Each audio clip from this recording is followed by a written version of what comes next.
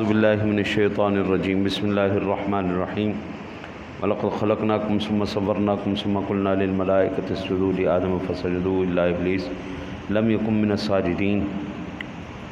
اور ہم نے تم کو پیدا کیا، پھر تمہاری صورت بنائی، پھر ہم نے فرشتوں سے کہا کہ آدم کو سجدہ کرو، تو ابلیس کے سوا سب نے سجدہ کیا اور وہ سجدہ کرنے والوں میں شامل نہ ہوا۔ وَلَقَدْ خَلَقْنَاكُمْ کے ضمن میں کل کچھ عرض کیا تھا، آج ثُمَّ صَوَّرْنَاكُمْ کے ضمن میں عرض کرنے کی سعادت حاصل کر رہا ہوں جی۔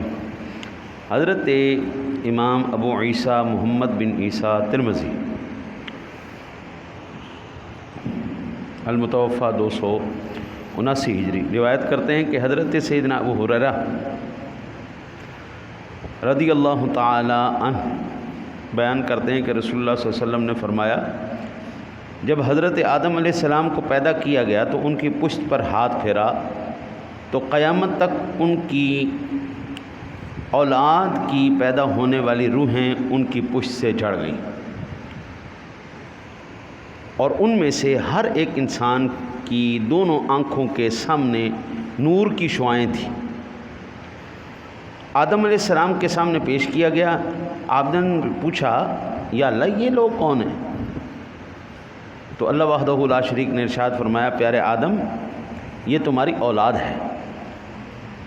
حضرت سیدنا آدم علیہ نبینا علیہ الصلوۃ والسلام نے ایک شخص کو دیکھا، اس کی وہ نور کی شعاع بڑی زبردست قسم کی لائٹیں مار رہی تھی۔ پوچھا، اے میرے اللہ یہ کون ہے؟ اس کی لائٹیں بڑی کمال چمک رہی۔ ارشاد فرمایا کہ یہ تمہاری اولاد کے آخری لوگوں میں سے ایک شخص ہے، اس کا نام داؤد ہے۔ حضرت سیدنا داؤد علیہ نبینا علیہ الصلوۃ والسلام۔ کہا، میرے رب تو نے اس کو کتنی عمر عطا فرمائی؟ ارشاد باری تعالیٰ ہوا کہ میں نے اس کو 60 سال کی عمر عطا فرمائی۔ یا اللہ اس کی عمر تو بہت تھوڑی ہے، تو اس طرح نہیں کرتا میری عمر کے 40 سال مجھ سے لے کے اس کی عمر میں دے دے، میرے 40 سال اس کو دے دو۔ ٹھیک ہے، ہو گئے جی۔ جب حضرت آدم علیہ السلام کے پاس ملک الموت آئے کہ حضور چلے، فرمایا خیر ہے، ابھی 40 سال میری زندگی کے پڑے ہوئے ہیں۔ تو انہوں نے عرض کی، اللہ کے نبی آپ نے تو وہ حضرت داؤد علیہ السلام کو دے دیے۔ نہیں نہیں نہیں نہیں نہیں نہیں، میں کو نہیں دیتے، میں کو نہیں دیتے، میں کو نہیں دیتے، چل چل ابھی میرے 40 سال باقی ہیں۔ آدم علیہ السلام نے انکار کیا، سو ان کی اولاد نے بھی انکار کیا۔ آدم بھول گئے، ان کی اولاد بھی بھول جاتی۔ آدم علیہ السلام سے اتحادی خطا ہوئی، ان کی اولاد نے بھی خطا کی۔ یہ سنن ترمذی شریف کے اندر 3087 نمبر پر روایت موجود ہے۔ انسان کا ایک مادہ ہے نسیان،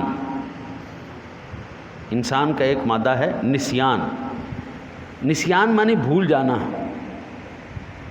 انسان بھولنے والا ہے، ہمارے باپ بھولے ہم بھی بھول جاتے ہیں۔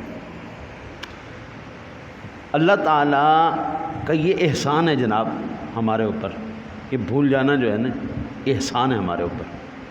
اگر یہ نہ ہوتا تو جو ماضی کی تلخ یادیں ہیں نا وہ ہمیں ویسے ہی مار دیتی۔ مثال کے طور پر میرے والد گرامی رحمۃ اللہ تعالیٰ علیہ کا جب وصال ہوا، میں زندگی میں کبھی نہیں رویا۔ ہاں، اللہ کے رسول کے عشق میں، اس کی محبت میں آنسو ضرور نکلتے ہیں، ورنہ جتنا مرضی نقصان ہوئے رویا نہیں زندگی میں۔ لیکن میرے والد جب فوت ہوئے، ہو اس وقت سانس بھی ٹھیک سے نہیں چل پا رہا تھا، اتنا صدمہ اور اتنی تکلیف تھی، اور مسلسل روئی جا رہا ہوں، میرا والد فوت ہو گئے، میرا والد فوت ہو۔ اگر وہ صدمہ قبلہ وہ کیفیت نہ بھولے تو ہمارا تو جینا ہی محال ہو جائے۔ حضرت سیدنا یعقوب علیہ نبینا علیہ الصلوۃ والسلام کی ذات گرامی اپنے بیٹے یوسف علیہ السلام کی یاد میں 40 سال تک روتے رہے۔ اور مسلسل رونے کی وجہ سے ان کی آنکھوں کی بینائی چلی گئی۔ یہ مسلسل صدمہ جو ہے نہ بھولے ہمیں تو بابو پھر زندگی جو ہے نا بڑی مشکل ہو جائے گی، بہت تکلیف میں آ جائیں گے۔ یہ اس کا احسان ہے، وہ ہمیں بھلا دیتا ہے۔ انسان کا ایک مادہ نسیان ہے، بھولنا۔ تو یہ بھولنے کی بیماری جو ہے نا جی، یہ بھولنے کا جو عارضہ ہے، یہ کہاں سے آ رہا ہے اب آپ سمجھ لیں۔ میں اس پر زیادہ کروں گا تو میری گرفت ہو جانی۔ حافظ ابن عساکر بیان کرتے ہیں، روایت کرتے ہیں کہ حضرت ابن کعب رضی اللہ تعالیٰ عنہ اس آیت کی تفسیر میں فرماتے ہیں وَإِذْ أَخَذَ رَبُّكَ مِن بَنِي آدَمَ مِن ظُهُورِهِمْ ذُرِّيَّتَهُمْ وَأَشْهَدَهُمْ عَلَىٰ أَنفُسِهِمْ أَلَسْتُ بِرَبِّكُمْ قَالُوا بَلَىٰ شَهِدْنَا أَن تَقُولُوا يَوْمَ الْقِيَامَةِ إِنَّا كُنَّا عَنْ هَٰذَا غَافِلِينَ۔ یہ سورہ الاعراف کی 172 نمبر آیہ مبارکہ ہے۔ اور جب آپ کے رب نے بنو آدم کی پیٹھوں سے ان کی اولاد کو نکالا، ان کی جانوں پر ان کو گواہ بنایا، فرمایا کہ میں تمہارا رب نہیں؟ سب نے کہا یا اللہ تو ہی ہمارا رب۔ ہم نے گواہی دی تاکہ قیامت کے دن تم یہ نہ کہو کہ وہ بے خبر تھے، اس سے بے خبر تھے۔ انسان کو اگر یہ شتونگڑے گمراہ نہ کریں تو انسان فطرتاً اپنے رب کی پہچان، اس کی معرفت کی طرف اس راستے پہ چلتا ہے۔ انسان فطرتاً وہ اللہ کی تلاش میں، اللہ کی ذات، اس کی عبادات، ان معاملات کی طرف چلتا ہے۔ یہ شیطان کا جو بیچ میں ہے پروگرام، اور جو شیطانی صفت لوگ ہیں، یہ ان کے پروگرام ہیں کہ شکلیں ان کی ساتھ، یہ حضرات ان میں سے اکثر فوج میں رہے ہیں۔ ہماری فوج کے اندر انٹیلیجنس ہے، خفیہ ایجنسیاں ہیں، وہ جگہ جگہ جا کے نا جی تلاش کرتی ہیں کہ کہیں ہمارے ملک کے اندر کسی شعبے میں کوئی جاسوس تو نہیں بیٹھا ہوا۔ جاسوس کہاں کہاں تک پہنچ جاتے ہیں، یہ ہمارے وہم و گمان سے بھی بڑے۔ وہ اس کو ایک اور بھی نام دیتے ہیں جی، سلیپر کر کے نام دیتے، اس طرح نام ہے ان کا ایک۔ وہ بظاہراً ان کے اندر کوئی ایسی حرکت نہیں، عام بندہ جج ہی نہیں کر سکتا کہ یہ بندہ جاسوس ہے، یہ بندہ واقعہ عام نارمل آدمی ہے یا یہ کوئی جاسوس ہے۔ اللہ تعالیٰ نے ہمارے شاہینوں کو، ہمارے مارخوروں کو اتنی وہ بصارت عطا فرمائی ہے، یہ ایسے پکڑ لیتے بندے کو۔ کس طبیعت کا؟ ڈیفینس سے ایک بندہ پکڑا گیا، 25 سال امامت کروائی اس نے، 25 سال امامت کروائی اس نے، اور 25 سال امامت کروانے کے بعد جب ہمارے ادارے نے پکڑا اس کو تو وہ حرام خور عیسائی نکلا، ایک عیسائی نکلا، ایک نے 20 سال امامت کروائی ہوئی تھی، وہ ہندو نکلا۔ وہ دونوں ایجنٹ تھے، جاسوس تھے، ان کو جناب پکڑ لیا انہوں نے۔ تو ان سے جب کہا گیا تمہیں شرم نہیں آتی؟ کتنے مقدس مقام پر کیا بغیرتی کے تم سر انجام دیتے رہو؟ انہوں نے کہا ہمیں اس سے کیا فرق پڑتا ہے، ہمارے بڑوں کو، ہمارے خاندان کو، ہمارے بیوی بچوں کو، جو ہمارے اصل بیوی بچے ہیں ان کو تنخواہ مل جاتی ہے، ہم بطور ڈیوٹی یہاں پہ آئے ہیں، ہماری حکومت نے ہماری یہاں پہ ڈیوٹی لگائی، ہم تو ڈیوٹی ادا کر رہے ہیں، اس میں شرم والی کون سی بات ہے؟ ہماری حکومت جس روپ میں کہے گی ہم اسی روپ میں آ جائیں گے۔ آج جو ہے نا جی قبلہ، اس نے جو بربادی پھیری ہے، ان جاسوسوں نے جو بربادی پھیری ہے سو پھیری ہے، یہ سوشل میڈیا جو ہے یہ اس وقت سب سے بڑا جاسوس بنا پڑا ہے۔ ہمارے دماغوں کے اندر، ہمارے گھروں کے اندر، ایک ایک بندے کے ہاتھ کے اندر یہ گھس کے ایسی تخریب کاری کر رہے ہیں۔ ورنہ قبلہ مجھے یہ بتائیں، آپ بھی سیانے پڑھے لکھے لوگ ہیں، آپ نے بھی عمریں گزاری ہیں، کبھی پاکستان کے اندر ایسا ہوا تھا کہ جتنا مرضی بڑا مسئلہ ہو جاتا فوج کے اوپر حملہ کر دیا ہو کسی نے؟ میں نے اپنی 43 سالہ زندگی میں کبھی نہیں ایسا دیکھا جی، اور نہ میں نے سنا ہے کہ جتنا مرضی اختلاف ہوا نا جی، نہ کبھی فوج کو گالی نکالی گئی اور نہ کبھی فوج کے اوپر حملہ کیا گیا۔ ہمارے ہزاروں اختلاف ہوتے، ہم یہ کہتے تھے یہ ہمارے محافظ ہیں، ہمارے ملک کے محافظ ہیں، ہم ان کے ساتھ نہیں۔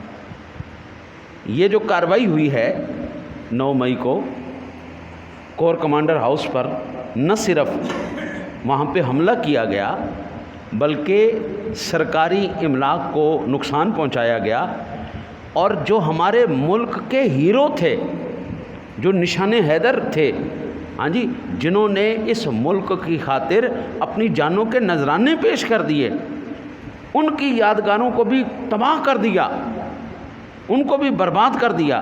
حضرت ایمان سے بتائیں ایک پاکستانی یہ کر سکتا ہے؟ نہیں کر سکتا۔ ایک پاکستان میں رہنے والا محب وطن شہری ایسی حرکت نہیں کر سکتا۔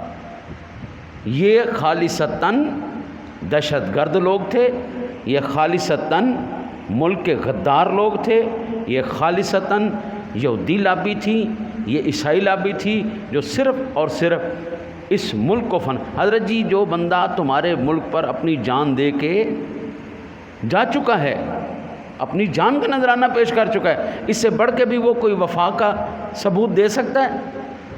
اپنی جان ہی اس نے دے دی یار ہماری حفاظت کے لیے، اور ہم سے بڑا پھر بے غیرت کون ہے کہ اس بندے کی شہادت کو بھی، اس کی اس قربانی کو بھی بندہ ضائع کر دے؟ پھر تو ہم نمک حرام ہوئے نا جی، اس ملک کے اندر رہ کے، اسی ملک کا کھا کے، اسی کی نعمتوں کو استعمال کرنے کے بعد ہم اس ملک کے غدار ہو گئے۔ تو حضرت یہ اس کی مہربانی ہے، یہ سوشل میڈیا کی مہربانی۔ پہلے جاسوس جو تھے وہ فزیکلی آتے تھے اور وہ ایک ایک کر کے دماغوں کے اندر کیڑا بٹھاتے تھے، اب ان کو ضرورت ہی نہیں ہے۔ اب وہ ان چیزوں کے ذریعے ہمارے گھروں کے اندر، ہمارے بچوں کے اندر، ہمارے لاشعور کے اندر وہی واقعہ دوبارہ دہرایا گیا۔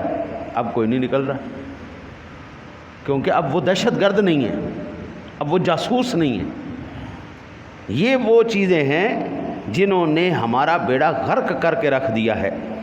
تو اللہ وحدہ لا شریک نے اس آیہ مبارکہ میں اسی بات کی طرف اشارہ کیا کہ ہم نے جس وقت پوری آدم کی نسل کو نکالا نا جی، تو ان تمام روحوں کے سامنے میں نے کہا الستُ بربکم، رب نہیں ہو تمہارا؟ سارے مل کے بولے قالوا بلا یا اللہ تو ہی رب ہے۔ جس وقت ہم نے وہاں پر اللہ کے واحد وحدہ لا شریک ہونے کا اقرار کر لیا ہے، تو آج یہاں پر آ کے کیوں بھول گئے؟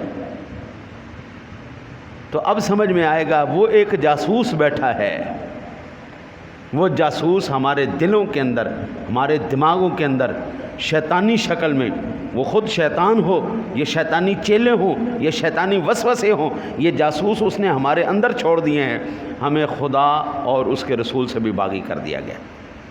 اللہ وحدہ لا شریک نے تمام انبیاء کرام علیہ السلام کی ذوات گرامیہ کو بھی اکٹھا کیا، ایک توحید کا وعدہ سب سے لیا، ہاں بھائی الستُ بربکم، تو رب نہیں؟ قالوا بلا یا اللہ تو ہی ساڈا رب۔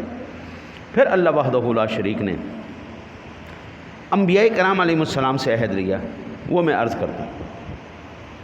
فرمایا وَإِذْ أَخَذْنَا مِنَ النَّبِيِّينَ مِيثَاقَهُمْ وَمِن نُوحٍ وَإِبْرَاهِيمَ وَمُوسَىٰ وَعِيسَىٰ عیسیٰ ابن مریم وَأَخَذْنَا مِنْهُمْ مِيثَاقًا غَلِيظًا، سورہ احزاب کی 7 نمبر آیہ مبارکہ ہے۔ اور جب ہم نے تبلیغ و رسالت پر نبیوں سے عہد لیا، اور آپ سے اور نوح سے اور ابراہیم سے اور موسیٰ سے اور عیسیٰ ابن مریم سے، اور ہم نے ان سے پختہ عہد لیا۔ تاریخ دمشق کی یہ 4 جلد۔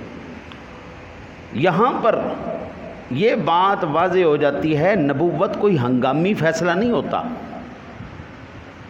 نبوت کی سلیکشن جو ہے وہ ہنگامی فیصلہ نہیں ہوتا، وہ اصل میں طے کر دیا گیا تھا کس کو نبی بنانا ہے، کس کو اولو العزم رسول بنانا ہے، کس کو صاحب شریعت بنانا ہے، کس کو آگے وہی پیغام لے کے چلنے والا بنانا ہے۔ اللہ نے ازل میں یہ ایک حضرت صاحب کو میں نے سنا، اللہ تعالیٰ معاف کرے بھائی، اب یہ کتنا خوفناک جو ہے وہ نظام چل رہا ہے، آپ یہاں سے اندازہ فرمائیے کہ وہ بندہ کہتا ہے جی نبی پاک اعلان نبوت سے پہلے مشرک تھے، معاذ اللہ، لا حول ولا قوت الا باللہ، نقل کفر نہ بھائی، یہ صراحتاً قرآن کا انکار ہے، صراحتاً قرآن کا انکار۔ قرآن کہہ رہا ہے کہ ابھی عالم ارواح کے اندر کی بات ہے، اللہ نے اس وقت روحوں کو اکٹھا کر کے نبیوں سے وعدہ لے لیا تھا، جناب آپ کو نبوت ملے گی، آپ کو رسالت ملے گی، آپ کو شریعت ملے گی، آپ کو امت ملے گی، آپ کو 1 امتی ملے گا، آپ کو 2 امتی ملیں گے، آپ کو 10 امتی ملیں گے، آپ کو 80 امتی ملیں گے، آپ کو 500 امتی ملے گا۔ اور میرے مصطفیٰ کی جب بات آئی، فرمایا جتنے بھی نبیوں کی امتیں ہوں گی ان سب سے بڑھ کے اکیلے تجھے ہم امت عطا فرمائیں گے۔ حضور فرماتے باقی انبیاء کرام علیہ السلام کی امتیں ساری جب اکٹھی ہوں گی تو قیامت والے دن صرف 40 صفحے بنیں گی انسانیت کی جو ان کی امتیں، اور حضور نے فرمایا میری امت کی 80 صفحے ہوں گی، 120 صفحے کل ہوں گی پوری انسانیت کی، اور اس میں سے 80 صفحے میرے مصطفیٰ کے غلاموں کے ہوں گے۔ ہیں اس دن بھی پھر حضور دے جڑے سچے غلام ہون گے اس دن بھی کہیں گے مصطفیٰ جان رحمت پہ لاکھوں سلام، شمع بزم ہدایت پہ لاکھوں سلام۔ فقط اتنا سبب ہے انعقاد بزم معاشر کا کہ ان کی شان محبوبی دکھائی جانی ہے۔ آخری بات سماعت فرماؤ، اللہ تعالیٰ نے جب انسان کو پیدا کیا تو کیا اللہ تعالیٰ یہ جو فرق ہے یہ ختم نہیں کر سکتا تھا؟ کسی نے فقیر بنا دیتا، کسی نے امیر بنا دیتا، کسی نے بدصورت بنا دیتا، کسی نے خوبصورت بنا دیتا۔ اللہ وحدہ لا شریک نے یہ جو ایسے رکھا ہے نا جی، یہ اس لیے رکھا ہے تاکہ حسن برقرار رہے، حسن کی پہچان رہے، اور سب سے بڑی بات بندہ اللہ کا شکر ادا کرتا رہے۔ جب سب کو ہر چیز مل جائے گی تو غلامی کنے کرنی، نوکری کنے کرنی؟ بھئی ہر ایک کے پاس اربوں روپے ہوں تو پھر انہوں دی روٹی کون بنائے گا؟ یہ گندم کون بیے گا؟ یہ سبزیاں کون اگائے گا؟ یہ جوتے کون بنائے گا؟ یہ سارے سلسلے تو میرے رب نے بالکل عین توازن ایک برابر رکھا ہے۔ انگلیاں ساری ایک برابر ہو جاتی تو وہ فائدہ ہم حاصل نہیں کر سکتے تھے جو میرے رب نے اس انداز میں، جس انداز میں اس نے انسان کی تخلیق کی، ان ہاتھوں کو اوپر نیچے انگلیوں کا رکھا، اور اس کے اندر بھی اس نے اپنی نشانیاں رکھ دی، اس کے اندر بھی اس نے اپنی نشانیاں رکھی۔ میں قربان جاؤں، دیکھو یہ الف ہے، یہ 3 لام ہے، یہ ہے، اس نے ہاتھ کے اندر بھی اپنی نشانی رکھی ہے، ہاتھ کے اندر بھی، جڑ ایک ہی ہے، شاخیں اس کی 5 بنا دی۔